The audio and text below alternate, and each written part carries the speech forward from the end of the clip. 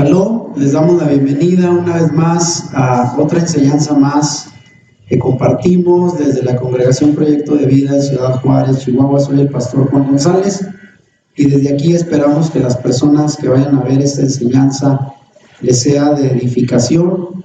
Si les gusta, pues que la compartan, que le den like al video en YouTube para que más personas puedan conocer la palabra de nuestro Padre Celestial.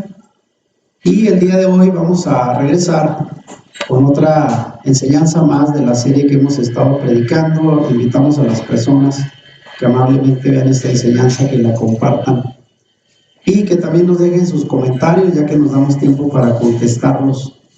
Y bueno, quiero comentar que esta enseñanza que voy a compartir hoy es una de las que más tiempo he dedicado en esta serie para investigar, porque queremos dejar muy en claro la perspectiva del pensamiento del apóstol Pablo en el primer siglo, y me refiero a la carta a los Gálatas, que es precisamente esta serie de la cual hemos estado predicando, Gálatas en el contexto judío del primer siglo. Hasta hoy hemos aprendido, yo en lo particular, y después de estudiar la Escritura por 38 años, y haber estudiado en un seminario de teología, debo de admitir que estoy reaprendiendo. Y eso nos enseña pues que la Escritura siempre tiene algo que enseñarnos. Y el día de hoy vamos a compartir ya el tema número 11 de esta serie de la carta a los Gálatas, esperando que las personas que vean la enseñanza tomen nota, porque la verdad hay mucha información que vamos a compartir. Voy a tratar de ser breve, porque la verdad esta enseñanza fácilmente da para 2 horas. El tema que voy a compartir hoy es le hemos llamado confinados bajo la ley. Es el tema número 11 de la serie de la carta de Pablo a los Gálatas y se basa en este capítulo 3, versos 23 y 24, que dice: pero antes que viniese la fe, estábamos confinados bajo la ley, de manera que la ley ha sido nuestro ayo para llevarnos a Cristo, al Mesías. Hoy vamos a aprender a qué se refiere Pablo cuando habla de que estuvimos, bueno, no nosotros, se refiere a los judíos de su tiempo, confinados bajo la ley, porque ya lo hemos dicho otras veces, algunos cristianos tratando de justificar el no cumplir mandamientos, dicen ya no estamos bajo la ley sino bajo la gracia, y correctamente a veces se le responde: ¿y cuándo estuvimos bajo la ley? La verdad es que no. Así es de que vamos a aprender esta enseñanza sobre lo que se refiere Pablo en este capítulo 3, casi al final, estamos casi terminando el capítulo 3 de la carta a los Gálatas. La enseñanza pasada, el tema número 10, hablamos de la bendición de Abraham, preguntándonos si fue recibida la promesa por la fe o por la ley, de lo cual ya explicamos en detalle en esta enseñanza. Para quien no la ha visto, ahí está ya en nuestro canal de YouTube, Volviendo a las Raíces de Nuestra Fe. Y entrando rápidamente a los versículos que hoy vamos a compartir de esta enseñanza, donde la frase es confinados bajo la ley, vamos a leer Gálatas 3 del 19 en adelante. Y esto es en la Biblia, versión Reina Valera, que es la versión más usada en el cristianismo. Y dice así: entonces, ¿para qué sirve la ley? Fue añadida a causa de las transgresiones, hasta que viniese la simiente a quien fue hecha la promesa. Y fue ordenada por medio de ángeles en mano de un mediador. Y el mediador no lo es de uno solo, pero Dios es uno. Luego, ¿la ley es contraria a la promesa de Dios? En ninguna manera, porque si la ley dada pudiera vivificar, la justicia fuera verdaderamente por la ley. Mas la Escritura lo encerró todo bajo pecado, para que la promesa, que es por la fe en Jesucristo, fuese dada a los creyentes. Pero antes que viniese la fe, estábamos confinados bajo la ley, encerrados para aquella fe que iba a ser revelada. Y seguimos leyendo del verso 24 de este capítulo 3 de Gálatas en adelante. De manera que la ley ha sido nuestro ayo para llevarnos a Cristo, a fin de que fuésemos justificados por la fe. Pero venida la fe, ya no estamos bajo ayo, pues todos sois hijos de Dios por la fe en Cristo Jesús. Porque todos los que habéis sido bautizados en Cristo, de Cristo estáis revestidos. Ya no hay judío, ni griego, no hay esclavo, ni libre, no hay varón ni mujer, porque todos vosotros sois uno en Cristo Jesús. Y si vosotros sois de Cristo, ciertamente linaje de Abraham sois, y herederos según la promesa. Esta es la parte de la Escritura en la que nos vamos a concentrar, un pasaje de varios versículos que tiene temas muy interesantes que voy a ir desglosando para irlo entendiendo poco a poco. Y empezamos con una pregunta con la que empieza el versículo 19 que acabamos de leer. ¿Para qué sirve la ley? Esta es la pregunta que hace Pablo en el versículo 19 y él mismo responde y dice, fue añadida a causa de las transgresiones. Porque mucha gente se pregunta, ¿para qué tendríamos que tener todavía hoy una ley que nos gobierne? Los 10 mandamientos. Bueno, lo vamos a ver aquí que es necesario. Porque aunque esto dice Pablo en este versículo, resulta increíble cómo estas palabras del apóstol Pablo son interpretadas de manera tan negativa a veces dentro de algunos círculos cristianos que no entienden el pensamiento de Pablo o lo desvirtúan. Cuando en realidad estas palabras son una declaración positiva. ¿Para qué sirve la ley? Bueno, él dice fue añadida, fue dada al pueblo de Israel a causa de las muchas transgresiones. Y lo voy a ir explicando. Con esto entendemos que para Pablo la ley es necesaria. Así como hoy en día un ciudadano de cualquier país necesita tener leyes para poder vivir ordenadamente en esta tierra, también cuando la tierra prometida le fue dada a Israel era necesaria una ley.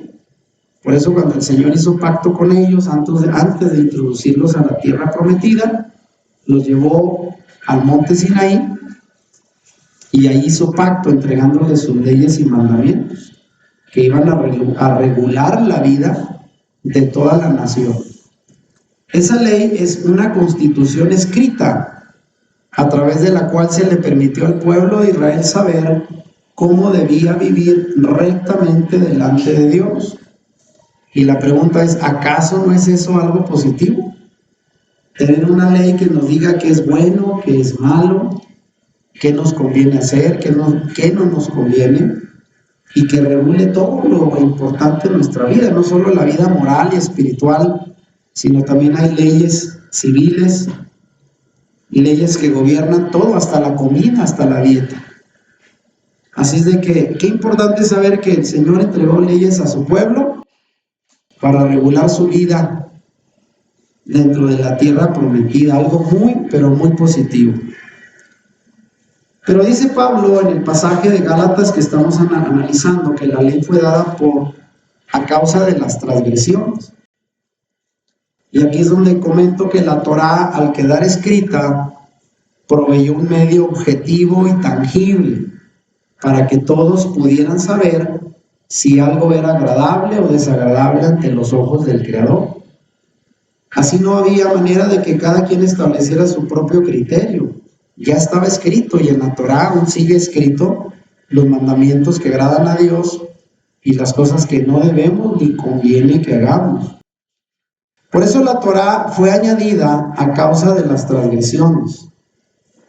Ahora, y aquí señalo, vean, si teniendo la Torá escrita y nosotros, en nuestro caso, una Biblia, la transgredimos, ¿qué sería si no la tuviéramos y cada quien intentara vivir conforme a su propia definición de rectitud? Imagínense que cada quien decidiera lo que es bueno y lo que es malo, y vaya que estamos llegando a ese punto, Ya se está cumpliendo esa profecía donde la Biblia misma dice llegar al tiempo en que a lo malo le dirán bueno y a lo bueno le dirán malo. Bueno, la Torá fue dada precisamente para evitar que el hombre determine bajo su propio criterio lo que es bueno y lo que es malo. Y ahí puse la imagen de cómo recién entregada la ley, ¿qué hizo el pueblo de Israel en la base de ese monte donde el Señor les entregó leyes y mandamientos?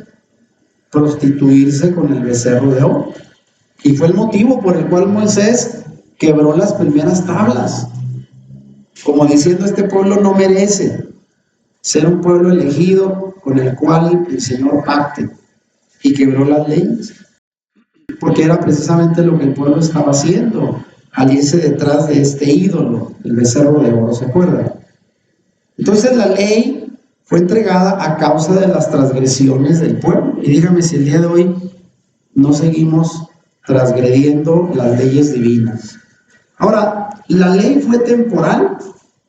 Pregunto, porque aquí viene ya un primer problema. Este pasaje que vamos a analizar presenta varias frases, palabras que son difíciles de entender si no entendemos bien el trasfondo del pensamiento de Pablo. Y dice, el problema viene con la frase que aparece en el verso 19, cuando dice: hasta que viniese la simiente a quien fue hecha la promesa. Esta frase ha sido entendida en el cristianismo como entendiendo que Pablo está diciendo que la Torá fue dada hasta que Cristo viniera. Porque ¿quién es la simiente de Abraham? A quien se le daría o se ratificaría la promesa del Mesías. Entonces, así se entiende que la Torá fue dada hasta que Cristo viniera, y luego que Cristo vino, la Torá pierde su vigencia. Pero si eso es lo que Pablo dijo, suponiendo, entonces tenemos un problema con lo que el mismo Mesías dijo en Mateo 5:18. ¿Y qué fue lo que dijo el Mesías? Vamos a ver. Él afirmó que la ley sigue vigente. Yeshua, quien es la simiente que había de venir según Pablo, dijo en Mateo 5:18 que la Torá seguirá vigente en su totalidad hasta que el cielo y la tierra hayan dejado de existir. Y eso todavía no ocurre. Y Mateo 5:18 dice: porque de cierto os digo que hasta que pasen el cielo y la tierra, ni una jota ni una tilde pasarán de la ley hasta que todo se haya cumplido. Entonces el mismo Mesías está diciendo que la Torá no pierde su vigencia con todo lo que él vino a morir y resucitar para completar el plan de salvación para la humanidad. La ley sigue vigente. Ahora bien, estos conceptos que estamos presentando aquí creo que son comprensibles, los entendemos bien. Y alguien dirá, entonces, ¿para qué vino el Mesías? Si no vino para cambiar la ley, ¿para qué vino? Porque algunos dicen, él vino a cumplirla en lugar de nosotros para que nosotros ya no tengamos que obedecer mandamientos.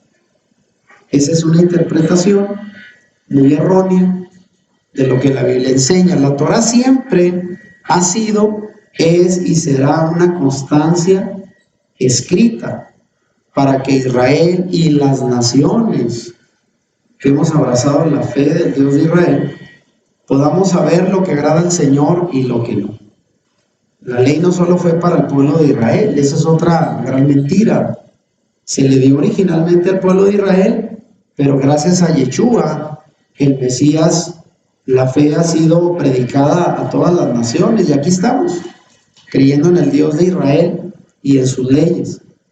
Yeshua no vino pues a abolirla, vino más bien a modelar de manera perfecta cómo es que se guardan los mandamientos, cómo se vive la Torá, cómo se practica, cómo se aplica, y de esa manera vino a dejarnos ejemplos. Ese es el verdadero propósito por el cual vino Yeshua, a cumplir la ley de manera perfecta para dejarnos ejemplo y sigamos sus pasos. No como se dice falsamente que él vino a cumplirla para nosotros o por nosotros, para que nosotros ya no tengamos que hacerlo. Al contrario, él vino a modelar la manera perfecta de guardar la ley y de esa manera dejarnos un ejemplo. Amén. Ahora, preguntas. ¿La ley produce muerte? Porque luego, siguiendo los versículos que hemos leído, en el versículo 21, Pablo vuelve a enfatizar que la Torá de ninguna manera es contraria a las promesas de Dios. Porque él mismo pregunta, ¿será que la Torá está en contra de la promesa que Dios le dio a Abraham? No, al contrario, la confirma. Y menciona algo que también resulta confuso para muchos cuando dice, porque si la ley dada pudiera vivificar, la justicia fuera verdaderamente por la ley. Y aquí señala algo que es muy cierto. Pero esta frase es otra de las que se malentiende en el cristianismo, puesto que supone que Pablo está diciendo de manera indirecta que la Torá produce muerte, porque como él declara que la ley no puede vivificar a nadie, entonces algunos como consecuencia dicen, entonces la ley mata. ¿Sí me explico? Y es otra de las cosas que la gente dice, no, la ley te va a matar, si no la cumples perfectamente es para condenación. Y claro que Pablo no está diciendo esto, lo aclaro. Pero bueno, aquí lo comento porque es una de las muchas maneras de malentender a Pablo. Pero vamos a seguir avanzando. Hablando de esto, ¿cómo pasar de muerte a vida? Uno necesita entender que para el pensamiento judío en el primer siglo, que es lo que estamos enseñando en esta serie, todo aquel que no guarde los mandamientos del Dios de Israel está muerto. Amén. Porque dice la Biblia, ¿verdad? El hombre que pecare, se morirá. Entonces, si no se guardan los mandamientos del Señor, estamos bajo condenación, es cierto. Eso es verdad. Pero dentro del pensamiento religioso del primer siglo, otra vez ubicándonos en el tiempo de Pablo, no ahora, la manera de pasar de muerte a vida, según se creía en el judaísmo del primer siglo, era por medio de guardar la Torá, pero bajo los criterios de los rabinos judíos de aquel tiempo. Acuérdense que ellos estaban tan aferrados a sus leyes que se tenía que hacer como ellos enseñaban. Y no se obtenía la vida por medio, como hoy lo creemos, de haber creído en el Mesías y responder en obediencia a su palabra. En otras palabras, en aquel tiempo la manera de ser salvo era cumplir toda la ley y todos los mandamientos rabínicos que la religión judía establecía. Era la única manera, según ellos, de poder ser justificados ante Dios. Hoy no creemos eso. Hoy creemos que es por confiar y obedecer al Mesías. Amén. Pero bueno, estamos hablando del primer siglo. ¿Cómo se pasa pues de muerte a vida? Ahora nosotros entendemos, según la manera de interpretar a Pablo, de la salvación por gracia, por medio de la fe, que ahora se obtiene solo por creer. Porque Pablo precisamente a través de toda la carta está combatiendo esa forma de pensamiento que tenían los judíos en el primer siglo. Y en toda la carta lo está tratando de hacer. Él está tratando de decir, a ver, ¿esperas que te sea impartida la vida por medio de la observancia estricta de la ley según el sistema judío? ¿Sabes qué? No se puede. Así no. Se va a obtener solo por medio de creer en el Mesías y por seguir su ejemplo de obediencia al Padre, cumpliendo la Torá. Esa es la manera en que vamos a ser vivificados. Eso es lo que enseña Pablo. Porque tampoco nosotros creemos que la salvación se va a obtener por cumplir mandamientos. Ya lo hemos dicho muchas veces, el cumplir mandamientos debe ser consecuencia de una persona que ya fue salva al creer en el Mesías y que obtuvo el Espíritu Santo como su principal fuente de poder para guardar la Torá, los mandamientos y obedecer al Padre. Esto es lo que enseña Pablo. Ahora vamos a seguir con esto, vean. Hay una versión un poquito más clara del pasaje que estamos leyendo de Gálatas 3, del 21 al 22, y me refiero a la Nueva Biblia Latinoamericana de hoy, que dice con las siguientes palabras los versículos que estamos estudiando. ¿Es entonces la ley contraria a las promesas de Dios? Pregunta. Y Pablo mismo responde, vean, de ningún modo.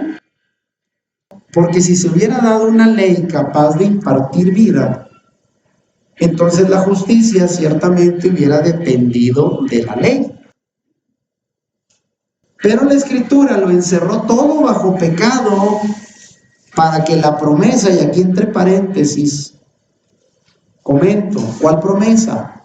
Pues la promesa hecha a Abraham de hacer de él una nación bendita sobre la tierra.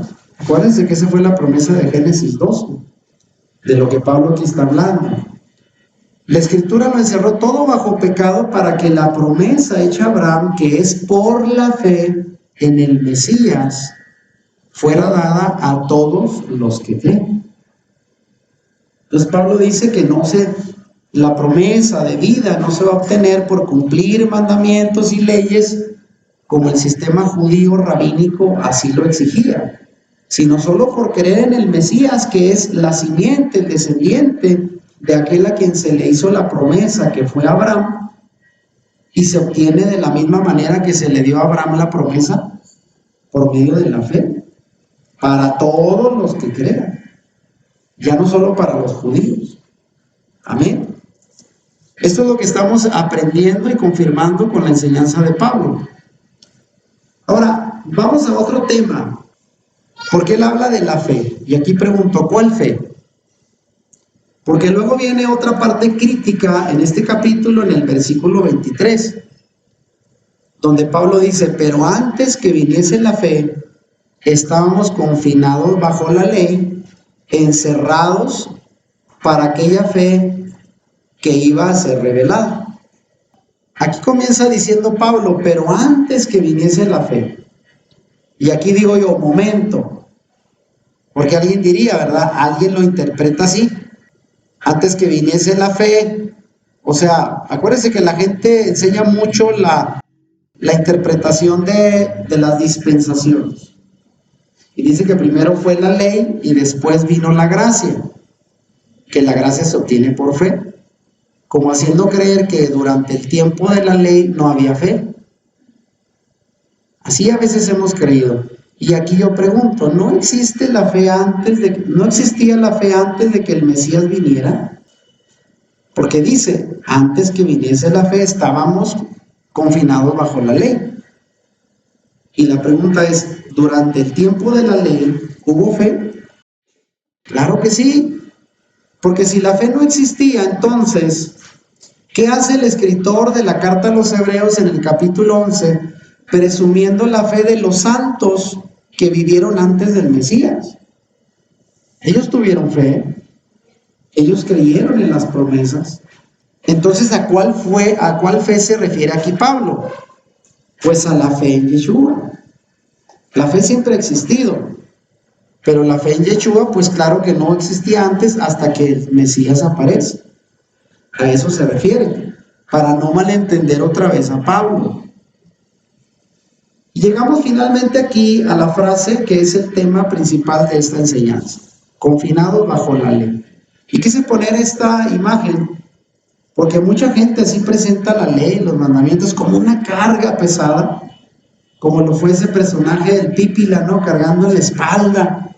Los mandamientos pesan mucho, es una carga difícil de llevar, porque así se ha enseñado, ¿no? Que la ley pues no es algo deseable.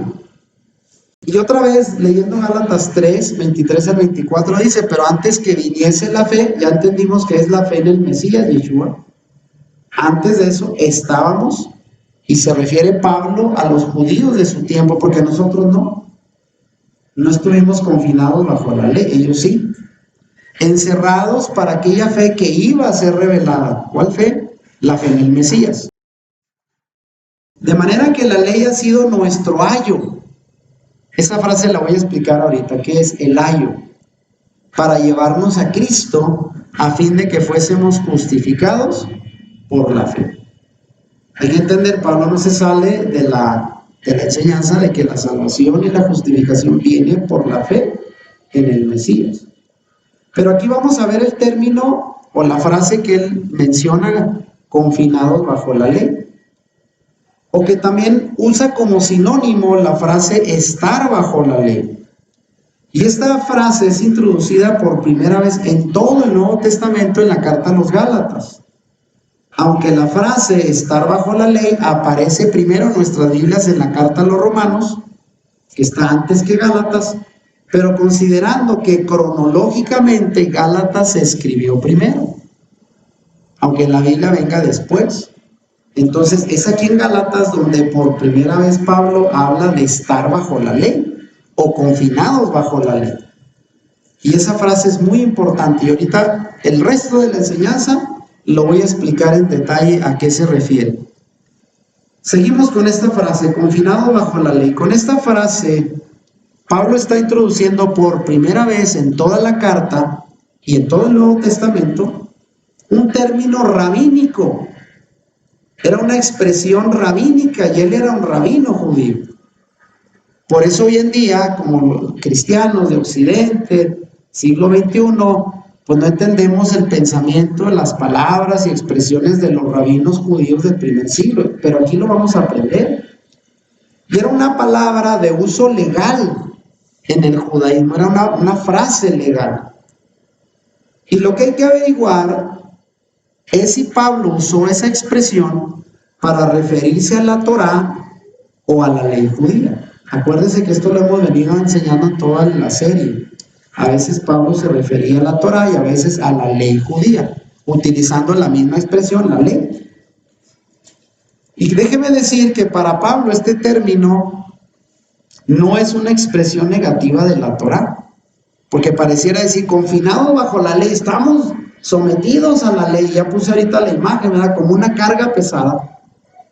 Y así se entiende. Muchos dicen, mira, aquí está diciendo Pablo que estamos sometidos bajo la carga de la ley. Pero no es una expresión negativa. Porque ni siquiera, oiga bien, y lo vamos a ver, se refería a la Torá. No se refiere confinados bajo la ley a estar bajo la Torá como algo negativo, indeseable. No se refiere a la Torá. Porque Pablo no se va a expresar mal de la ley de Moisés, porque esa es la base de su fe como judío. Es como si un mexicano renegara y pisoteara la Constitución política de México. Pues no, porque pues son las bases de nuestras leyes que nos dan forma como nación. Pablo no iba a renegar de la Torá, y lo voy a explicar enseguida. No se refiere, cuando dice confinado bajo la ley, no se refiere a la Torá. Voy a empezar explicando lo que significa la palabra confinados, que se traduce aquí en las versiones en español, porque acuérdense que el Nuevo Testamento originalmente fue escrito en griego y el Antiguo Testamento en hebreo, y muchas de las palabras griegas que usa Pablo tienen conexión con palabras hebreas, porque él era judío. Es como si el día de hoy un mexicano habla buen inglés, puede hablar buen inglés, pero no deja de pensar como un mexicano, como un hispano. Así era Pablo, él usaba el griego, pero su pensamiento era judío. La palabra confinados, según la concordancia Strong, la palabra 5432, es la palabra griega phrobreo, y se traduce o significa ser un vigilante, alguien que monta guardia como un centinela, y ahí puse una imagen de un centinela. O puede también ser sinónimo de cercar, proteger o guardar algo. Confinados, para nosotros en español es como que estamos destinados a algo, pero en la palabra original, en griego, se refiere más bien a cercar, proteger, guardar como un centinela, como un vigilante, algo muy valioso. Asimismo, la frase bajo la ley, que también Pablo la utiliza, viene del griego. En griego se dice hupo nomos. Nomos es ley. Según el diccionario Strong, ahí viene el número de palabra que usted puede ir y ver el significado. Y es introducida por primera vez, ya lo mencionaba, en el Nuevo Testamento, y aunque hay otros pasajes que se tradujeron como bajo la ley, eso es sinónimo de esta frase, confinados bajo la ley. Se menciona 7 veces esta expresión en el Nuevo Testamento, 2 veces en la carta a los Romanos y 5 veces en la carta a los Gálatas que estamos estudiando. Ahí Pablo la enseña para referirse a lo que significa estar bajo la ley, confinados bajo la ley. Ahora, ¿cuál es la interpretación? Para poder comprender el uso de este término, que ya dijimos es un término legal, rabínico de los judíos del primer siglo, para poder comprender el uso de esta palabra en las cartas de Pablo, necesitamos recordar nuevamente la regla de interpretación bíblica que he mencionado anteriormente. ¿Cuál es? Que las escrituras se interpretan a sí mismas. Por lo tanto, todo concepto que encontramos en los escritos mesiánicos, es decir, en el Nuevo Testamento, tiene su definición solamente en 2 lugares. O en el Tanaj, en el Antiguo Testamento, o en las tradiciones del judaísmo del primer siglo. De ahí provienen. Ya lo hemos dicho, Pablo no se inventó palabras que las sacara de la nada. Él las traía o del Antiguo Testamento o de las creencias y tradiciones de los judíos del primer siglo, lo que es la ley judía. De alguno de los 2 lugares venían esas palabras. ¿Cuál es el origen del término? Debido a que el término confinado bajo la ley no puede ser encontrado en el Tanaj. Si usted se va a todo el Antiguo Testamento, no va a encontrar esa frase. Entonces, como consecuencia y según lo que acabábamos de hablar de la ley de interpretación, pues corresponde más bien esa frase al judaísmo del primer siglo. De ahí lo toma Pablo. No lo saca del Antiguo Testamento, lo saca de las creencias del judaísmo del primer siglo. Es decir, pues Pablo no se lo inventó, ni tampoco fue una expresión al azar que él tomó, sino él lo sacó esa expresión, confinados bajo la ley, de su educación académica judía y lo usó en sus cartas. Quiere decir que todos los judíos del primer siglo que escuchaban a Pablo hablar de confinados bajo la ley lo entendían, pero nosotros no. Ahora, para ayudar a comprender este término en su debido contexto, vamos a recurrir a 2 conceptos conocidos en el judaísmo del primer siglo y que tienen relación directa con este término para nosotros también poderlo entender. Y voy a hablar de lo que se llama el residente extranjero. En hebreo, la palabra ger toshav quiere decir residente extranjero. Estamos hablando de costumbres del primer siglo, entre los judíos. Y es un término que se usaba en el judaísmo del primer siglo y se aplicaba para un gentil, o sea, alguien no judío, no nacido judío, pero que vivía en la tierra de Israel y que aceptaba observar las leyes de Noé y algunas otras regulaciones y tradiciones prescritas bajo la ley judía que imponían los rabinos. Si usted era un gentil que no hubiera nacido de sangre judía y se iba a Israel a vivir y usted quería adorar al Dios de Israel, le era permitido, pero no lo aceptaban como otro judío. Lo primero que le imponían eran las leyes de Noé y las interpretaciones rabínicas para ser aceptado como en la Biblia se le llama prosélito, pero aquí hablamos de un residente extranjero, un ger toshav. Y es aquí donde hablamos de las leyes de Noé.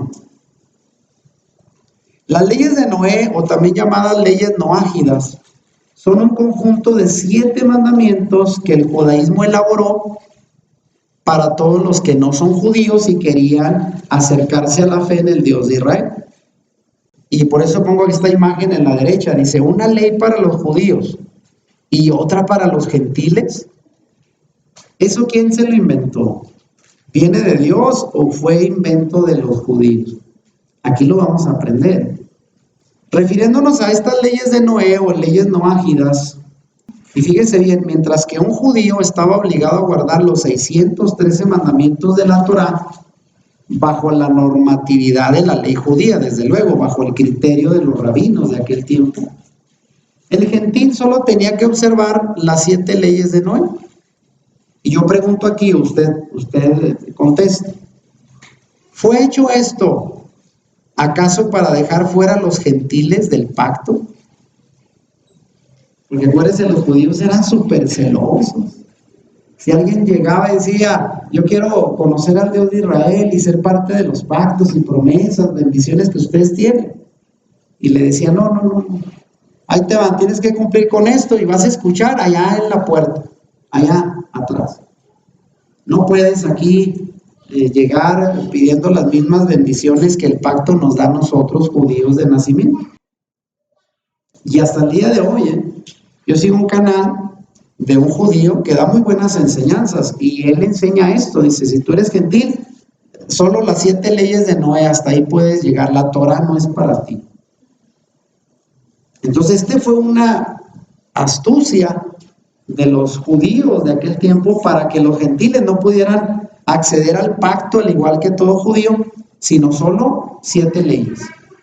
Las leyes de Noé. De modo que el sistema judío del primer siglo propone 2 opciones para poder seguir al Dios de Israel, si no eres judío. O te conviertes al judaísmo, o te conviertes en un hijo de Noé, que en hebreo se llama Ben-Noach. Ben-Noach, hijo de Noé. Solo esas 2 opciones había para un gentil antes de Yeshua. Si tú quieres obedecer al Dios de Israel, o te conviertes al judaísmo y cumples todo lo que un judío tiene que cumplir, o solo te quedas siendo hijo de Noé, cumpliendo las 7 leyes. Y en caso de vivir en la tierra de Israel, ese Ben-Noach o hijo de Noé pasa a ser un Ger Toshab, que ya explicamos qué es Ger Toshab, un residente extranjero que vive en Israel. Pero aquí aclaro, vean, esto no tiene fundamento en la Biblia. ¿Dónde dice en la Escritura que esto debe ser así?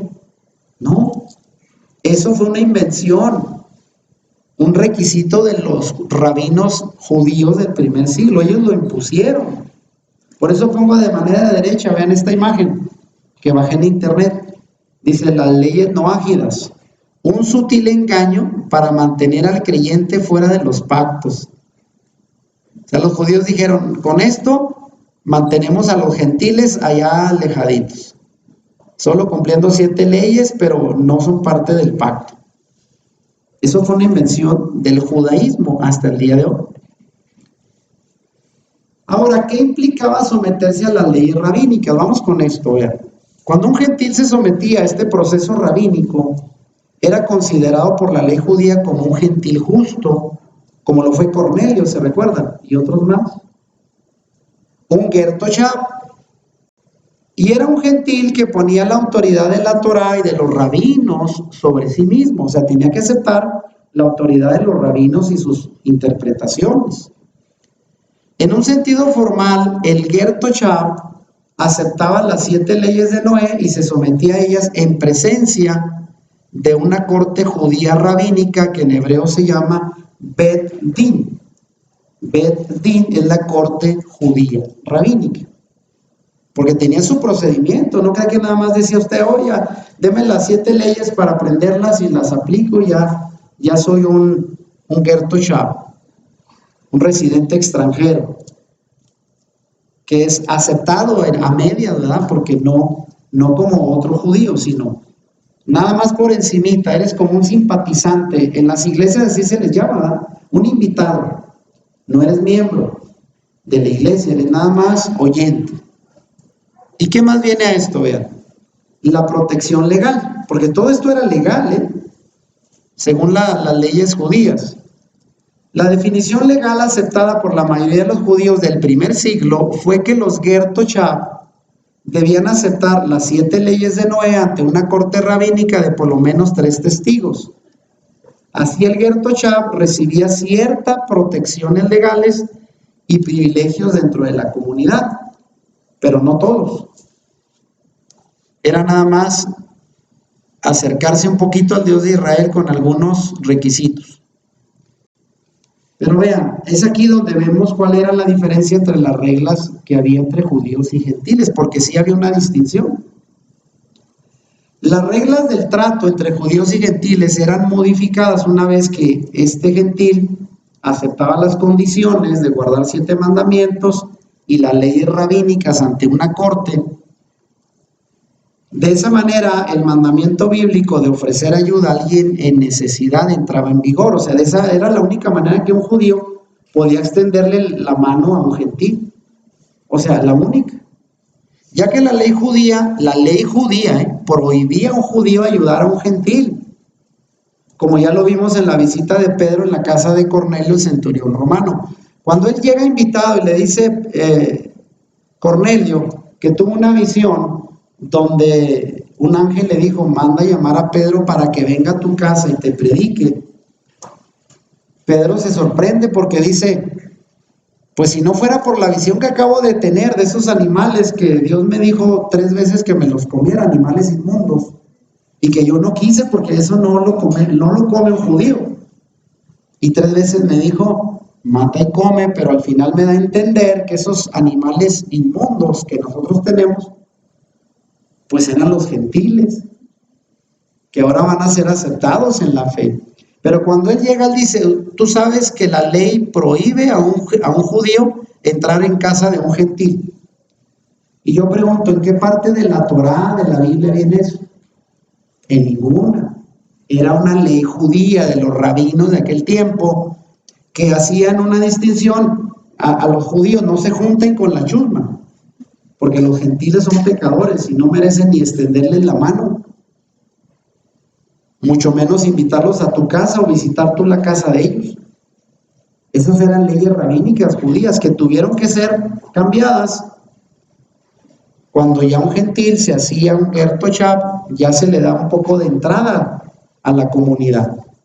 Sigamos. Y esto nos lleva también a entender, porque va relacionado al contexto de lo que pasó en Hechos 15. ¿Se acuerdan? El primer concilio apostólico, porque estaba dividido los creyentes. Unos decían que el creyente tenía que ser circuncidado y guardar todos los preceptos rabínicos de la ley judía si se hacía creyente. Y Pablo y los demás decían, no, ya no, eso ya no. Nada más creer en el Mesías y guardar la Torá, pero no todos los preceptos que los rabinos dicen. Y esta información que estoy compartiendo ya les da una perspectiva más amplia sobre lo que ocurrió en Hechos 15 en el Concilio de Jerusalén.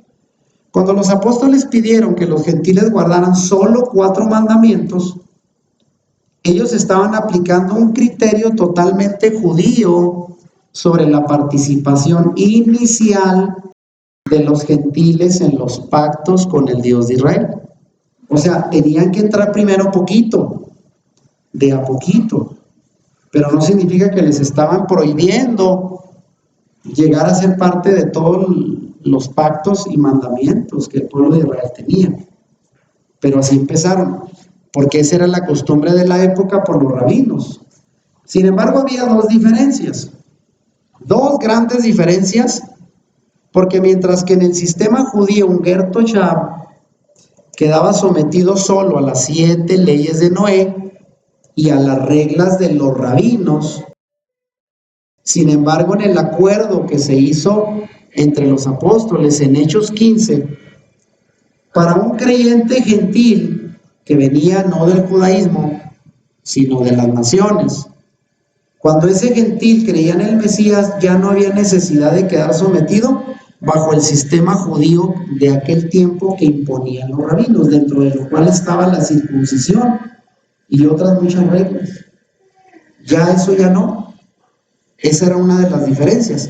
Y la segunda era que además se abría la posibilidad de que cada Shabbat, cada 7º día, que era el día que se reunían los judíos en la sinagoga, ese nuevo creyente asistiera junto con ellos a la sinagoga a aprender el resto de la Torah escrita para obedecerla. Y eso lo encontramos en Hechos 15, 21. Y al obedecerla, ir aprendiendo en cada Shabbat, iba a ir accediendo a los mismos pactos de Israel que cualquier judío tenía. ¿Sí tienen la diferencia?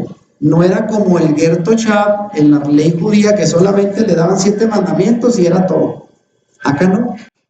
acá eran aceptados en la comunidad de creyentes con más privilegios.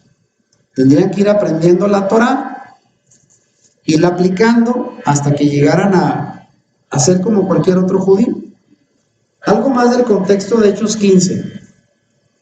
De esta manera podemos entender que la determinación de los apóstoles en Hechos 15 concerniente a los gentiles no fue un establecimiento de doctrina de guardar solamente 4 mandamientos por el resto de sus vidas, porque muchos piensan, muchos así afirman, mira, ahí está Hechos 15, nomás se les dijo, no idólatras, no comer sacrificado a los ídolos, no comer sangre y no fornicación, era todo, nada más 4, bueno, eso era para iniciar, ya lo explicaba. Pero mientras iban aprendiendo, siendo doctrinados en la sinagoga cada Shabbat, iban a ir aprendiendo y aplicando el resto de los mandamientos. Ellos sencillamente se valieron de una medida administrativa perteneciente a la ley judía para lidiar con la situación del momento y que el mismo capítulo dice que pareció bien al Espíritu Santo. O sea, esa decisión vino de arriba, de parte de Dios. Ahora, vamos a entrar con otro término. Hoy vamos a aprender términos hebreos, ¿sí? Entonces ya saben lo que es un ger toshab, un residente extranjero, un gentil que quiere adorar al Dios de Israel y nada más se le daban las 7 leyes de Noé, con ciertas restricciones. Ahora vamos a aprender lo que es el ger tzedek. Este término significa residente justo. Y era empleado en el judaísmo del primer siglo, otra vez, las costumbres rabínicas del primer siglo, y también esto es aplicado hoy en la actualidad, dentro de la creencia judía, para los llamados prosélitos que viven en Israel. Gente que va a Israel y quiere adorar al Dios de Israel, bueno, se le considera un residente justo, un ger tzedek. Y puede ser un hombre o una mujer que aunque ha nacido gentil y que ha pasado por todo el proceso completo de conversión al judaísmo bajo la supervisión de la corte rabínica autorizada, se convierte en un residente justo. Y vean, esta foto es actual. Fíjense, están sentados 3 rabinos, ¿se ven ahí?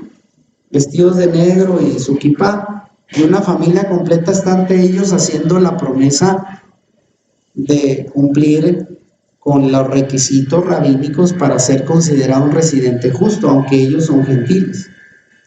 Eso sucede el día de hoy, hay cortes rabínicas en Israel. Y esa costumbre viene desde el primer siglo. Ahora, ¿qué privilegios tenía un ger tzedek? El ger tzedek, residente justo, pasaba a tener todos los privilegios, obligaciones y estatus social que cualquier judío de nacimiento. Podía observar los mandamientos concernientes a los sacrificios y los votos en el templo, cosa que los no convertidos al judaísmo no les era permitido hacer. O sea, no podía usted ir como gentil y meterse al templo judío que estaba ahí, el templo de Herodes. No lo admitía. Había un patio para los gentiles, ¿no? Pero no podía entrar a donde se ofrecían los sacrificios, al menos que hubiera pasado por este proceso de ser un ger tzedek. Ahora vamos a ver cuáles son los requisitos que había de conversión, Y alguien dirá, me estoy saliendo mucho del tema, pero vea, son costumbres del primer siglo que nosotros no aprendimos, las estamos apenas enseñando, para que podamos entender el trasfondo, pues, de lo que enseñó Pablo, si no, pues no lo entendemos. Los requisitos de conversión, fíjense, de acuerdo a la ley judía, no a la Torá. Son leyes judías, no la Torá. Usted en la Torá no va a encontrar eso. Una conversión al judaísmo debía hacerse ante un Bet Din. ¿Qué es un Bet Din? La corte rabínica. Apréndase esto. Y cumplir con los siguientes requisitos, son 3. Si usted quiere hacerse un converso al judaísmo, tiene que cumplir con esto. Primero, la circuncisión en el caso de los hombres. Porque alguien dice, bueno, pues yo quiero hacerme converso al judaísmo, ya soy mayor, te tienes que circuncidar. Y tiene que hacerlo un rabino judío, no se trata de ir con un médico, no. Se tiene que hacer en base a las leyes de ellos, ya lo explicamos. Número 2, lo más parecido a un bautismo, el baño ritual, en una pileta, vean que está ahí. Tanto para hombres como mujeres es un baño de purificación, un baño ritual. Y número 3, ofrecer un sacrificio en el templo, llamado un corbán. Esa expresión la utilizó Yeshua en los evangelios, un corbán. Que es un corbán, un sacrificio que llevas al templo, como muestra de que ya puedes tener acceso. Entonces, 3 requisitos eran necesarios si tú querías convertirte en un residente justo, un Ger Tzedek. Y además, si cumplías con los requisitos, ¿qué te daban? Pues tu certificado de conversión, como en muchas iglesias cristianas, tu certificado de bautismo. Se requería del nuevo convertido que entendiera y aceptara las obligaciones de la ley judía. Cuando los aceptaban y habían cumplido con los requisitos ya mencionados, circuncisión si eras hombre, el baño ritual y además el sacrificio en el templo, se te daba la corte, se extendía un certificado de conversión que se le llama en hebreo Shatar Yud, y que avalaba al nuevo convertido como oficialmente judío. Ahora sí ya eras como un judío. Y esta era la única conversión válida ante el judaísmo, y hoy en día también lo sigue haciendo, con algunas variantes, porque cada grupo judío tiene sus propios requisitos, pero algo muy parecido a esto se tiene que hacer. Mira, ahí está la foto arriba, ven una señora de pie, que está haciendo sus votos al judaísmo ante la corte de 3 rabinos, ahí se ven, que tienen que avalar que cumplió, que reconoce la Torá, que va a aceptar todos los preceptos rabínicos y todo, y al final le dan su certificado de conversa al judaísmo.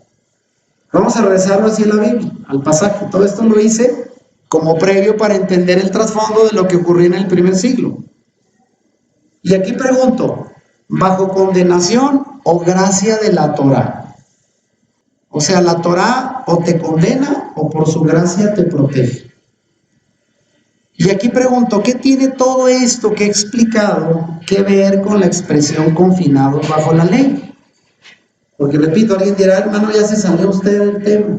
No, vamos a volver. ¿Qué tiene que ver todo esto que expliqué con la expresión de este estudio confinado bajo la ley? Bueno, estar bajo la ley significa principalmente estar bajo la condenación de la Torá, y se refiere a aquellos que confían en cumplir las leyes rabínicas para obtener un estatus judío, el cual representa para ellos como un tipo de membresía de pacto. O sea, todos estos requisitos que expliqué antes, era como hacerte miembro de la comunidad judía bajo sus leyes y preceptos, pero esa confianza en que ese es tu medio de salvación, de justificación, es precisamente lo que Pablo va a decir, eso es lo que te condena, porque estás bajo condenación de la Torá, porque ese no era el método original, tú te lo estás creando, los judíos se lo inventaron para ser aceptados ante el Dios de Israel como justos, y todo es un procedimiento humano, religioso, ritualista. Entonces, en lugar de salvarte, te condena. ¿Sí lo entendemos? En contraste, estar bajo la gracia de la Torá describe a aquellos que hemos confiado en que somos justificados solo por creer en Yeshua y guardar la Torá. O sea, depende la manera en que tú quieras ser aceptado y justificado ante el Dios de Israel. Si lo haces a través de la fe en Yeshua y guardar sus mandamientos, estás bajo la gracia. Esa es la gracia que te salva. Pero si lo quieres hacer a través de un sistema religioso como el del judaísmo del primer siglo hasta hoy, pues en lugar de estar bajo gracia, estás bajo condenación, porque eso es contrario a lo que enseña la Torá. Esa es la diferencia. Sigamos con la idea, confinado bajo la ley. Cuando una persona, sea gentil o judío, se sometía a los preceptos de la ley judía, otra vez no la Torá, ya sea como un Ben Noaj, hijo de Noé, o como un judío observante, técnicamente estaba ya confinado bajo la ley. ¿Pero cuál ley? La ley judía, la ley de los rabinos. A eso es a lo que se refiere Pablo entonces, lo estamos ahora comprendiendo. Porque habían puesto a la ley judía y no a la Torá como el criterio de autoridad para determinar su justicia ante Dios, a lo cual Pablo y el resto de la Torá está en contra. Entonces, eso era estar confinado bajo la ley, querer entrar y ser justificado a través de los requisitos de la ley judía, y no como la Torá lo expresa, a través de confiar y creer en el Mesías. Avanzando en esto, y voy a dar unas explicaciones breves más para confirmar que lo que estoy enseñando es la interpretación de lo que Pablo está diciendo en el primer siglo. Y aquí me voy a referir a lo que son las discusiones sobre la ley, porque hay otros dos conceptos más que son importantes y los voy a enseñar para comprender todo esto que estoy compartiendo.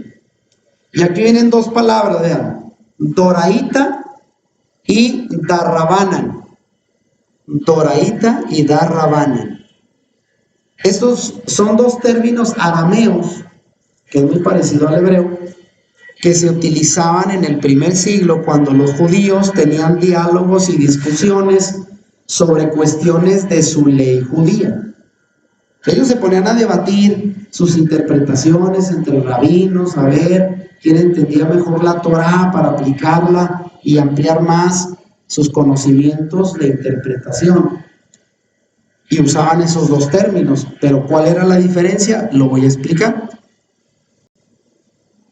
Porque había entonces dos clases de mandamientos. Doraíta significa un mandamiento que viene de la Torá. Y darrabanan significa que son mandamientos que provienen de la interpretación de los rabinos. ¿Sí entienden la diferencia? ¿Y a nosotros cuál nos interesaría obedecer? Por los mandamientos que vienen de la Torá escrita. La de los rabinos, pues eso era para ellos. Es decir, cuando se habla de un mandamiento directamente escrito o proveniente de la Torá, la expresión que se utiliza era misbah doraíta.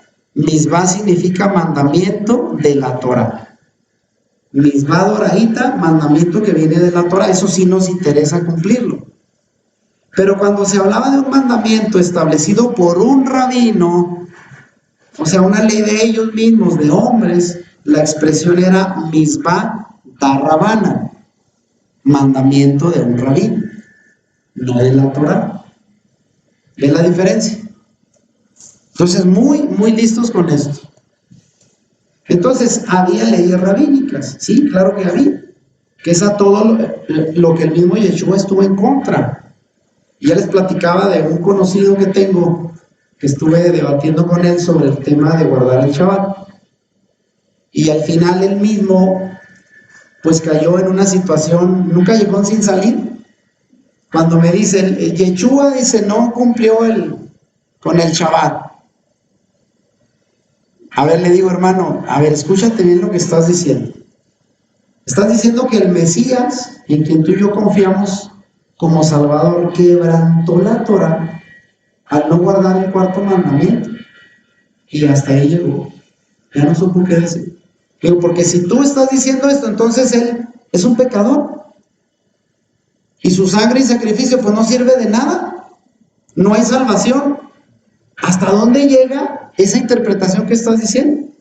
Y yo le dije, una cosa es decir que él no cumplió las leyes rabínicas que se habían agregado al mandamiento original de la Torá.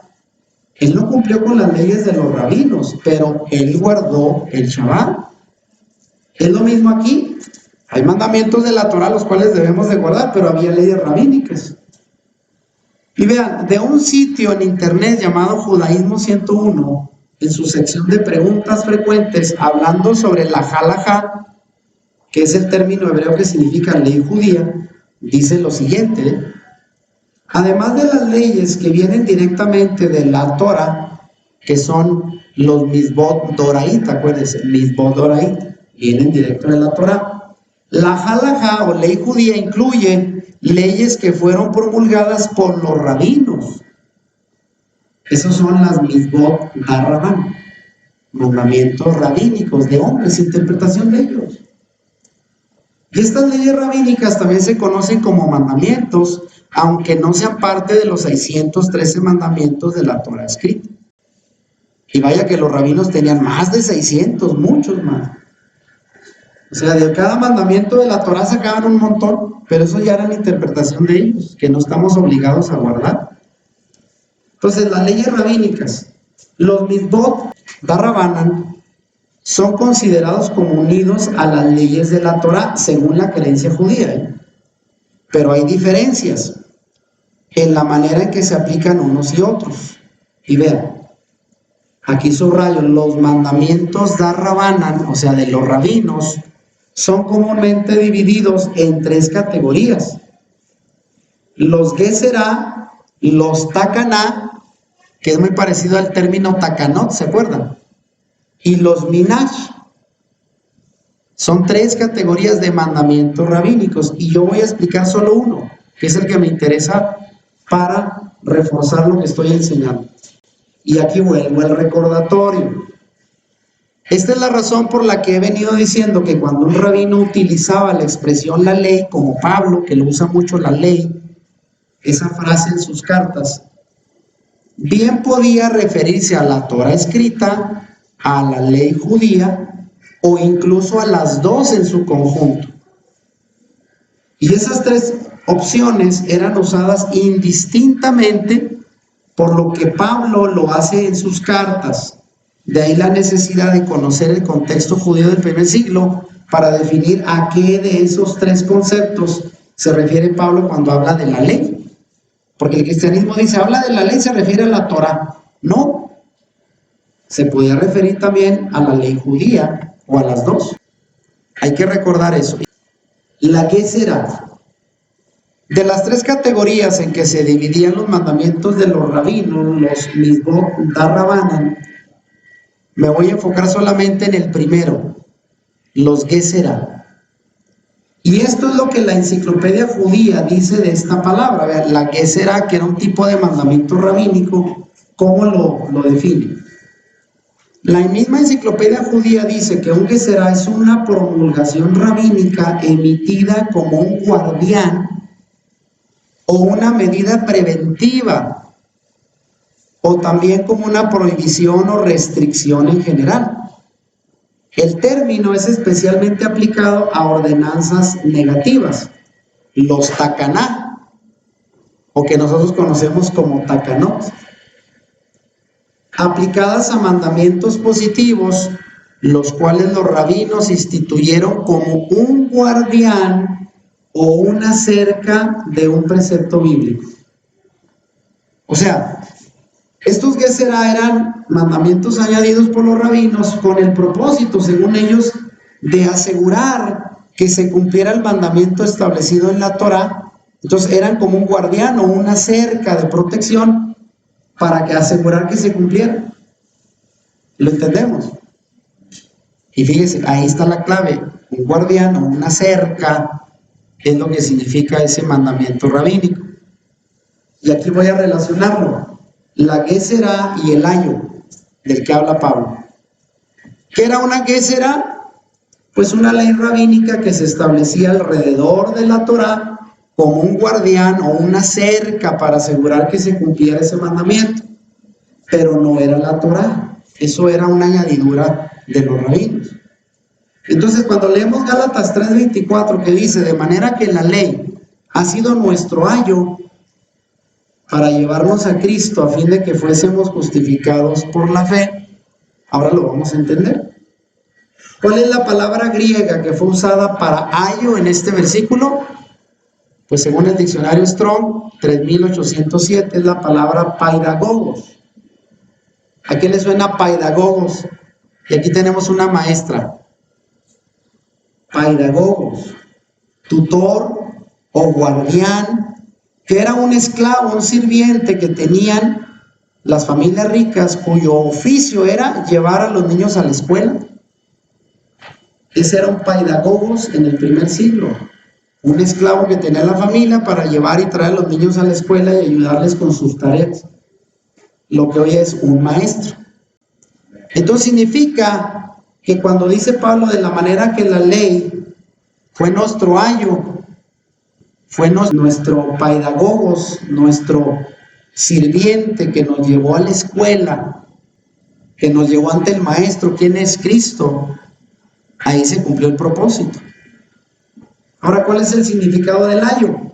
Cuando Pablo dice que la ley fue nuestro ayo, está usando un concepto perteneciente al marco del judaísmo de su tiempo, un concepto de ese tiempo, una expresión idiomática muy ortodoxa referida a la ley judía, no a la Torá. Entonces, ese ayo no dice que es la Torá, es la ley judía, una Geserá, cuyo propósito era servir como un guardián para cumplir la ley.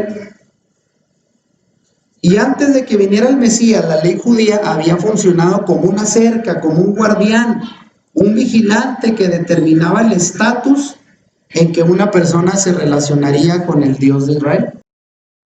Pero al venir el Mesías, ese guardián, esos mandamientos rabínicos ya no son necesarios, pues ahora lo tenemos a Él. Pero si se fija, lo que ya no es necesario, ya no es la Torá, no, los mandamientos rabínicos que fueron usados durante mucho tiempo para asegurar que el pueblo no se desviara de la Torá. Pero ya cuando está el Mesías que nos va a enseñar la verdadera interpretación de la Torá, ya no necesitamos esos mandamientos rabínicos, esa que será, ese guardián, esa cerca, ya no se necesita. Y vean, entonces, ese ayo ya no se requiere. Yeshua es el único mediador ahora, según Pablo. Ahora es solamente a través de la persona de Yeshua el Mesías que nosotros podemos saber de manera definitiva cómo obedecer los mandamientos del Padre con plenitud y sin las tradiciones y mandamientos de hombres que los rabinos judíos le agregaron durante años. Yeshua es el modelo por excelencia para todos nosotros. Entonces ya el ayo, el paidagogos, el siervo que llevaba al niño de la mano para que aprendiera la Torá conforme a la ley judía se establecía, ya no es necesario. Eso sí, pero no se refiere a la Torá. ¿Y cuál es el problema que enfrenta Pablo? Para ir concluyendo. Pablo escribe a los Gálatas, una audiencia de gentiles que ya conocían el Evangelio, porque Pablo fundó sus congregaciones precisamente en Galacia, un territorio de Asia que, aunque había muchos judíos, y muchos de ellos eran pues de las tribus perdidas que estaban volviendo a la fe, pero ya se habían gentilizado. Y ahora estaban siendo tentados y muchos de ellos atraídos y arrastrados por la enseñanza judaizante de que solamente podemos ser admitidos dentro del pueblo de Israel y obtener el estatus de hijos de Dios a través de lo que manda la ley judía. Lo cual dice Pablo, no, eso ya no. Los judaizantes querían otra vez volver a meter todos los mandamientos rabínicos, circuncisión y todo lo que ellos ordenaban, para asegurar que los creyentes gentiles que estaban llegando a la fe fueran verdaderos salvos, creyentes. Y no, eso es lo que dice Pablo, ya no, eso ya no. Entonces, el ayo de Pablo, en resumen, el ayo era la ley judía y estar confinado bajo la ley o bajo la ley era una expresión idiomática judía de aquel tiempo, un tecnicismo rabínico que se refería a someterse al sistema judío ortodoxo para adquirir la justicia delante de Dios, para ser justificado, pero al mismo tiempo generando la obligación de guardar todas las leyes judías y sus tradiciones. Porque si entrabas en ese sistema tenías que cumplir todo lo que ellos se habían inventado. Y Pablo dice, no, ya no es por medio de la ley judía. Y es ahí donde termina diciendo en el verso 26, pues todos sois hijos de Dios por la fe en Yeshua el Mesías. Ya no por las tradiciones y criterios de los rabinos, por la sola fe en el Yeshua el Mesías. Entonces, aquí ya nos queda más claro lo que pasó en Hechos 15. Otra vez, esto es lo que vemos en el Concilio de Jerusalén, en Hechos 15, en el cual los apóstoles determinaron por el Espíritu Santo que ahora el instrumento de inclusión de gentiles al pueblo de Dios era la sola fe en Yeshua, y ya no el pesado y riguroso proceso ortodoxo de conversión a la fe que ya expliqué. Ya eso era innecesario. Entonces, Gálatas y Hechos 15 van de la mano, pero miren, aquí quiero terminar con esto. Imaginen el shock que esta nueva determinación de Hechos 15, donde dice ya todo eso que se venía guardando de las leyes rabínicas para ser aceptado como justo en la comunidad, ya no es necesario. Algunos celebraron, dijeron, gloria a Dios, ya nada de guardar un montón de rituales imposibles de cumplir. Oiga, ¿y los que lo estaban cumpliendo? Para un judío de aquel tiempo que lo estaba tratando de cumplir, pues hicieron su berrinche. Especialmente para aquellos que se habían convertido en su edad adulta y se habían sometido a la rigurosidad de los procesos de conversión. Imagínense que se ha habido de circuncidar y que le dicen, ahora ya no, válgame, ay, tan doloroso que fue esto. Pues ya no es necesario.